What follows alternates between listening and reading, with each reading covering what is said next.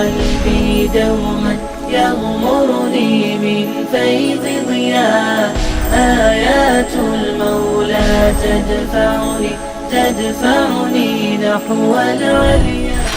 سورۃ المنافقون. ویسے تو قرآن مجید میں نفاق کا مضمون جو ہے بڑی تفصیل سے آیا ہے. سورہ بقرہ میں دوسرا ہی رکوع نفاق پر ہے.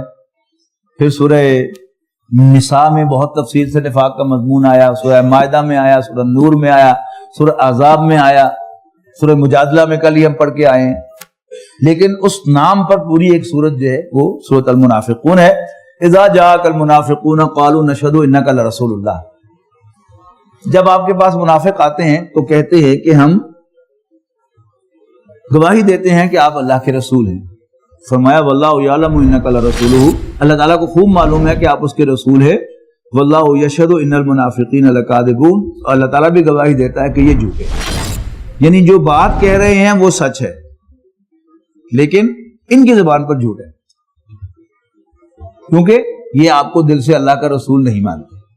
یہ ذہن میں رہنا چاہیے کہ منافقت ایک بیماری ہے اور بیماری ہمیشہ لگ جایا کرتی ہے, کبھی کوئی شوق سے بیمار نہیں ہوا کرتا. بیماری کے بارے میں دوسری بات یہ ہے کہ کبھی کسی کے ماتھے پہ لکھا ہوا نہیں آتا کہ اس کو ٹی بی ہے یا کینسر ہے. سائنز اینڈ سمپٹم سے بیماری کا شک پڑتا ہے اور پھر کچھ کنفرمیٹری ٹیسٹ سے جا کر انسان اس کو کنفرم کرتا ہے. تو نفاق بھی ایک بیماری ہے. پہلی بات تو یہ ہے کہ عام طور پر ہم یہ سمجھتے ہیں کہ منافق وہ ہوتا ہے جو دھوکہ دینے کے لیے ایمان لائے. قرآن مجید میں سورہ آل عمران میں ایسے ایک گروہ کا ذکر ہے لیکن انہیں منافقین نہیں کہا گیا. تو منافقت جو ہے اصل میں کیا ہے, یہ ایک ان ایڈورٹنٹ غیر ارادی ایک پرسوٹ ہے انسان کی کہ کوئی نہ کوئی, جیسے عبداللہ ابن ابی کے بارے میں میں نے کہا کہ وہ کینڈیڈیٹ تھا بادشاہ بننے کا اور نبی اکرم صلی اللہ علیہ وسلم نے اس کی جگہ لے لی تو وہ ایکسپٹ نہیں کر سکا. یعنی may be to start with وہ انٹینشنلی سب کچھ نہ کر رہا ہو, لیکن جب انسان نفاق میں آگے چلا جاتا ہے تو پھر اس کو پتہ بھی چل جاتا ہے میں کر رہا ہوں تو ٹھیک ہے. اتخذوا ایمانہم جنۃ, یہ اپنی قسموں کو ڈھال بناتے ہیں. فصدوا عن سبیل اللہ, اور اللہ کے راستے سے روکتے ہیں. یہ قسموں کا ڈھال بنانا کیا ہے کہ منافقین کو سب سے بھاری جو تھی وہ رسول اللہ صلی اللہ علیہ وسلم کی اطاعت تھی, اور اب قیامت تک امیر کی اطاعت, جو بھی مسلمانوں کی جماعت کا امیر ہے اس کی اطاعت بھاری گزرے گی. پھر مال اور جان لگانا جو ہے وہ بھاری گزرے گا. دین کے لیے کاروبار چھوڑنا جو ہے بھاری گزرے گا. اب دین میں آپ آئیں گے تو پھر تو وہاں غزوہ بدر بھی آنا ہے, غزوہ احد بھی آنا ہے, اور غزوہ تبوک بھی آنا ہے. غزوہ تبوک بڑا سخت امتحان تھا مسلمانوں کا, مدینے والوں کا, کہ کھجوروں کے باغ تھے ان کے اور کھجور کا پھل تیار تھا. اور آپ کو معلوم ہے کہ اگر گندم ہو یا چاول ہو یا کوئی پھل ہو, اگر جب اس کو پک جائے اور کاٹا نہ جائے تو پھر وہ گل جاتا ہے اور ضائع ہو جاتا ہے. اوپر سے شدید گرمی کا موسم تھا اور سفر بڑا طویل تھا. یعنی اللہ تعالیٰ نے بھی امتحان لینے کی حد کی ہوئی تھی. لہذا جس کے دل میں ذرا سا بھی نفاق تھا اس کو شیطان نے راستہ سجایا کہ بہانہ بناؤ کوئی اور جنگ پہ نہ جاؤ, اپنا سال بھر کی محنت جو ہے وہ کاٹو اور اس کو سنبھالو, اور گرمی اتنی شدید ہے بچو اس سے. تو یہ چیز جو ہے یہ پھر راستے میں رکاوٹ بنی اور پھر ایک کثیر تعداد میں منافقین نے جھوٹے بہانے بنائے. تو اتخذوا ایمانہم جنۃ, یہ اپنی قسموں کو ڈھال بناتے ہیں. فصدوا عن سبیل اللہ, اور اللہ کے راستے سے روکتے ہیں. انہم ساء ما کانوا یعملون, یقیناً وہ بہت بری حرکتیں کر رہے ہیں. ذالک بانہم آمنوا, اب یہاں نوٹ کیجئے گا کہ ایسا اس لیے کہ وہ ایمان لائے تھے. ذالک بانہم آمنوا ثم کفروا, پھر وہ کافر ہوئے. فطبع علی قلوبہم, تو ان کے دلوں کو سیل کر دیا گیا. فہم لا یفقہون, بس اب وہ بات نہیں سمجھیں گے. وَإِذَا رَأَيْتَهُمْ تُعْجِبُكَ أَجْسَامُهُمْ, اب عبداللہ ابن ابی اتنا بڑا سردار, مکے کا سب سے متوول آدمی, اب اس کی بات کو ٹرن ڈاؤن کرنا بھی مشکل اور اس کی بات کو نہ سننا بھی مشکل پریکٹیکلی. ظاہر ہے بڑے لوگوں کی کچھ فالوئنگز ہوتی ہیں, ان کا خیال رکھنا پڑتا ہے. ایک عقل مند آدمی جو ہے وہ بڑے حساب کتاب سے ان کو ٹیکل کرتا ہے. اور نبی اکرم صلی اللہ علیہ وسلم کے فضائل میں جو ایک بڑی اہم بات ہے کہ نبی اکرم صلی اللہ علیہ وسلم نے منافقین کو ٹیکل کیا اور he made them all ineffective. ورنہ کسی بھی جماعت میں کسی ملک میں یعنی کوئی سیاستدان جو ہے اگر وہ غلط حرکتوں پہ آ جائے تو پھر حکومت کے لیے بہت بڑا مسئلہ ہوتا ہے, خاص طور پر جمہوری حکومت میں, کہ غلط حرکتیں کوئی ایسی پارٹی کے لوگ جو ہے وہ کر رہے ہیں کہ جن کی بنیاد پر ان کی حکومت قائم ہے. ہم یہ روز دیکھتے ہیں. اب ان کو کچھ کہہ بھی نہیں سکتے بلکہ ان کو برائب بھی کر رہے ہیں یہ کہ ہماری حکومت چھوڑ کے نہ چلے جائیں, ہماری حکومت نہ گر جائے. تو یہ سارے زمینی حقائق ہے نا. تو رسول اللہ صلی اللہ علیہ وسلم کے کمالات میں سے ایک کمال یہ ہے کہ آپ نے یعنی ان کے خلاف باقاعدہ قتال بھی نہیں کیا, جنگ بھی نہیں کی, لیکن اللہ تعالیٰ کی مدد سے, اللہ تعالیٰ کی رہنمائی میں ان کی تمام چالوں کو انفیکٹو بنایا. وَإِذَا رَأَيْتَهُمْ تُعْجِبُكَ أَجْسَامُهُمْ, جب آپ ان کی طرف دیکھتے ہیں تو ان کے سٹیچرز آپ کو بہت امپریس کرتے ہیں. وَإِن يَقُولُوا تَسْمَعْ لِقَوْلِهِمْ, اور چونکہ یہ بڑے سردار ہیں, ان کی بڑی حیثیتیں ہیں, لہذا جب وہ کوئی بات کہتے ہیں تو آپ ان کی بات سنتے ہیں. You have to. كَأَنَّهُمْ خُشُبٌ مُّسَنَّدَةٌ, کل آیا تھا نا ذکر بنو اس میں قینقاع کے تذکرے میں, جب حضور صلی اللہ علیہ وسلم نے ان کا محاصرہ کیا, انہوں نے سرنڈر کیا, تو عبداللہ ابن ابی آیا رسول اللہ صلی اللہ علیہ وسلم کے پاس اور کہا کہ یہ ہمارے حلیف ہیں, ان کے ساتھ رعایت کیجیے. آپ نے بات نہیں مانی, سنی کر دی, ادھر دیکھ لیا, ادھر آ گیا, پھر کہا, آپ نے پھر ادھر دیکھا, ادھر آیا, اس نے آ کر گریبان پکڑا ہے رسول اللہ صلی اللہ علیہ وسلم کا. اب حضور صلی اللہ علیہ وسلم کی یہ معاملہ فہمی ہے کہ آپ نے اس وقت جو ہے کوئی ایشو کھڑا نہیں کیا, اس لیے کہ بہرحال اوس و خزرج کے بہت سے لوگ جو ہے وہ اس کی بیک پر تھے, لہذا آپ نے یعنی معاملہ فہمی کرتے ہوئے ان کے ساتھ رعایت کی اس کے کہنے پر. تو ان یقولوا تسمع لقولہم, کوئی بات کہتے ہیں تو آپ ان کی بات سنتے ہیں. بتایا جا رہا ہے کہ کأنہم خشب مسندہ, حضور سے کہا جا رہا ہے کہ زیادہ لفٹ نہ کرائیں ان کو. یہ یعنی بڑے بڑے تنو توش ان کے نظر آتے ہیں, سٹیچرز بڑے نظر آتے ہیں, اندر سے کھوکھلے ہیں یہ, اور وہ ثابت کر دیا اس نے. بنو قریظہ سے بھی اس نے بنو نذیر کو پیغام بھیجا تھا نا اس نے کہ میرے پاس 600-1500 آدمی جو ہیں وہ جنگ کے قابل ہیں اور تم نکلنا نا, میں آؤں گا تمہاری مدد کرنے کے لیے, اور اگر تمہیں نکالا گیا تو میں بھی تمہارے ساتھ نکل جاؤں گا. آیا ہوا کوئی نہیں. اس لیے کہ اب یعنی نبی اکرم صلی اللہ علیہ وسلم کی پوزیشن دن بدن اسٹرانگ ہوتی چلی جا رہی ہے. اب اس کو پتا ہے کہ مجھے بھی مار پڑے گی, تو اندر سے کھوکھلے ہیں. کأنہم خشب مسندہ, تو یہ لکڑی کے کھجور کے تنے ہیں کھوکھلے, جو اپنی جڑ پر نہیں کھڑے ہوئے, دیوار کے ساتھ سہارا لگا کے کھڑے کیے گئے. یحسبون کل صیحۃ علیہم, اور جب بھی کوئی منادی دی جاتی ہے بھائی اللہ کے رسول بلا رہے ہیں مسجد میں آ جاؤ, تو ان کو پسو پڑتے ہیں کہ ہوئے کہیں ہمارے خلاف کوئی آیت نہ نازل ہو گئی ہو جو ہمارا سارا کچا چٹا کھول کے رکھ دے. تو یحسبون کل صیحۃ علیہم, ہر اونچی آواز کو اپنے خلاف سمجھتے ہیں اور ڈر جاتے ہیں اندر سے. ہم العدو, یہ دشمن ہے. فاحذرہم, اے نبی ان سے بچ کے رہنا.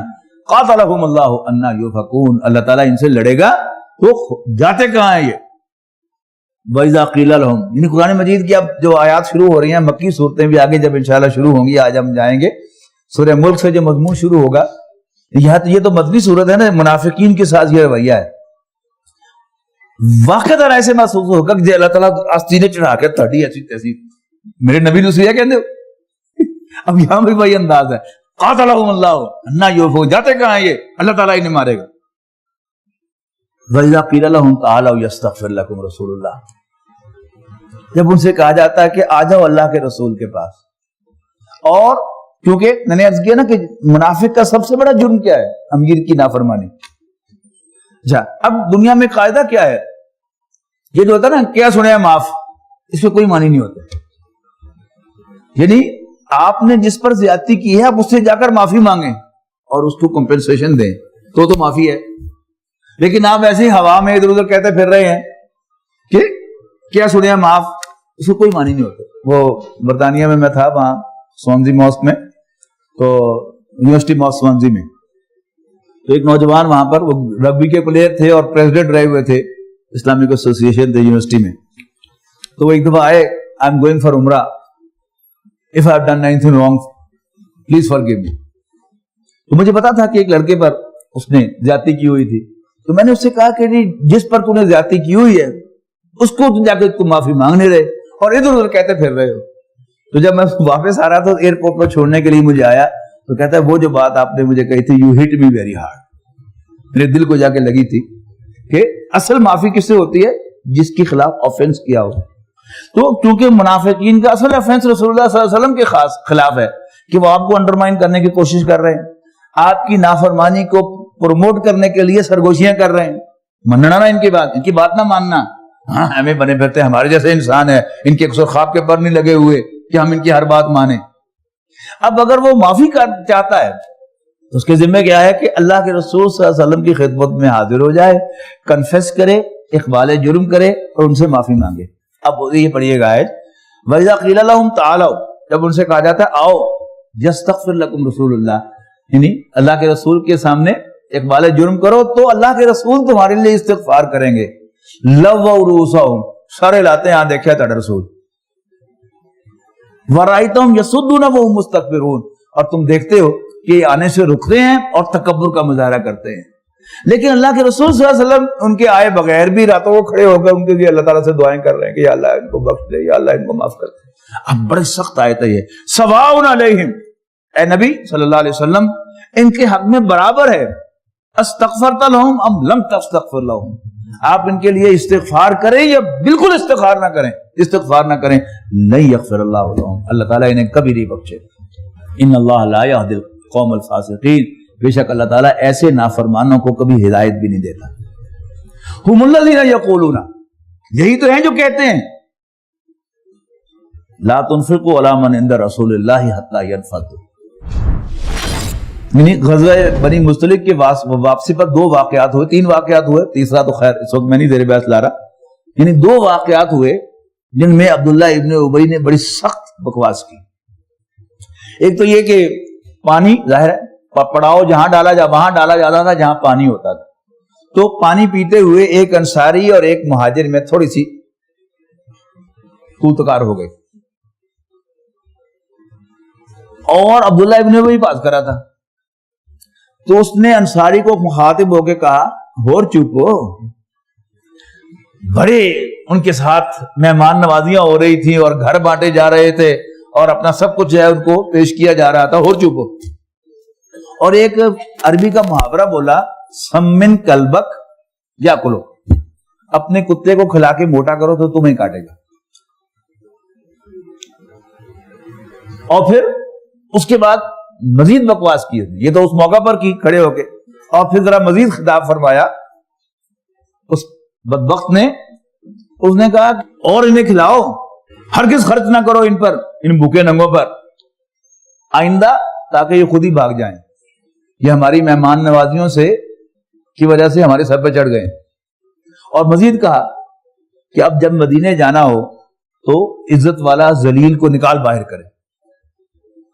یہ اگلی 2 آیات وہ ہیں.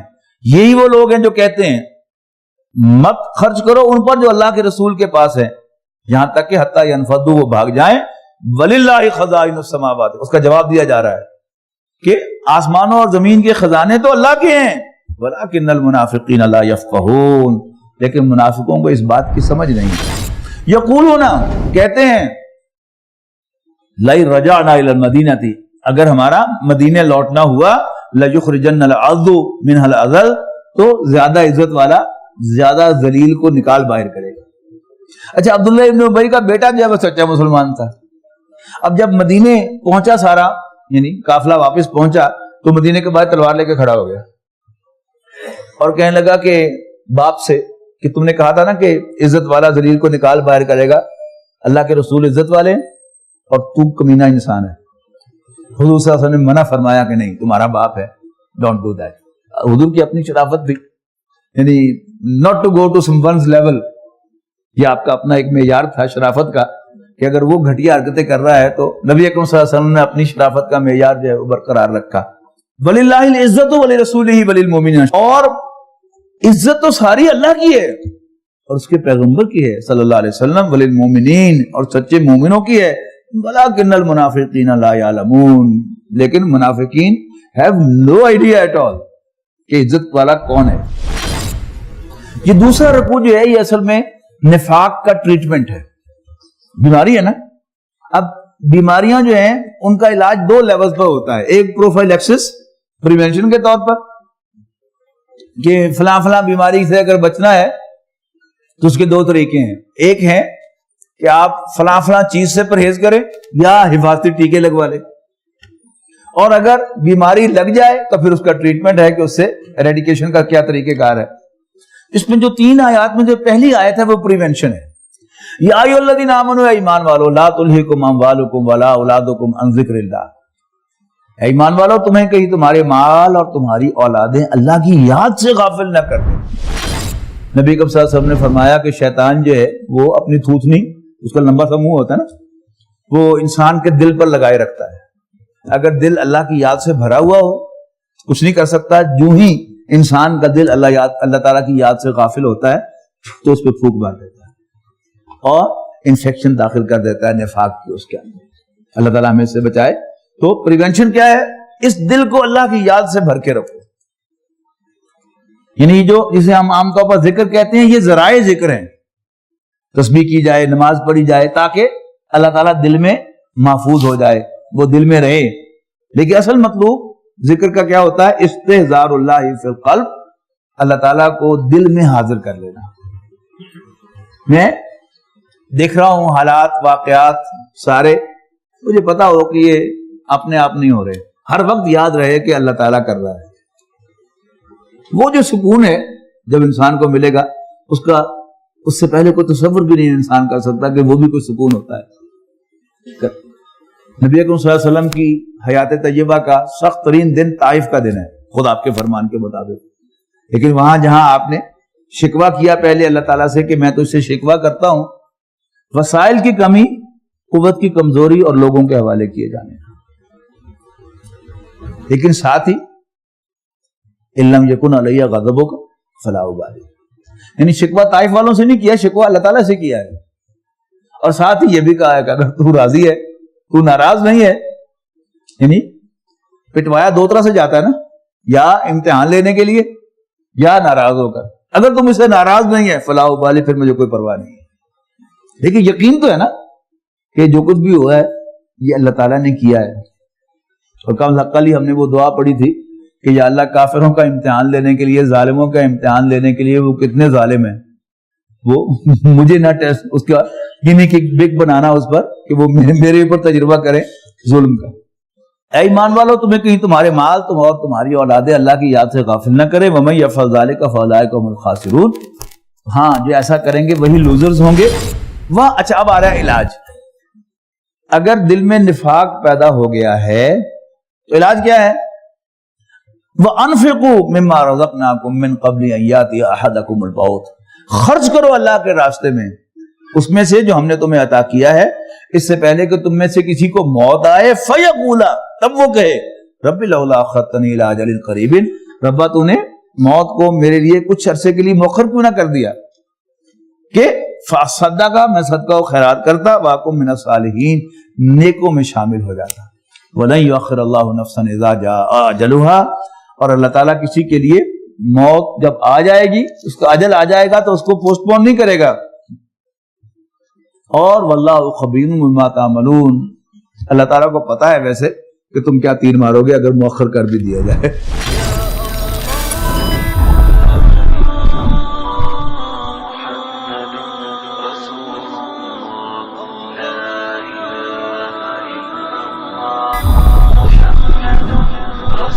یا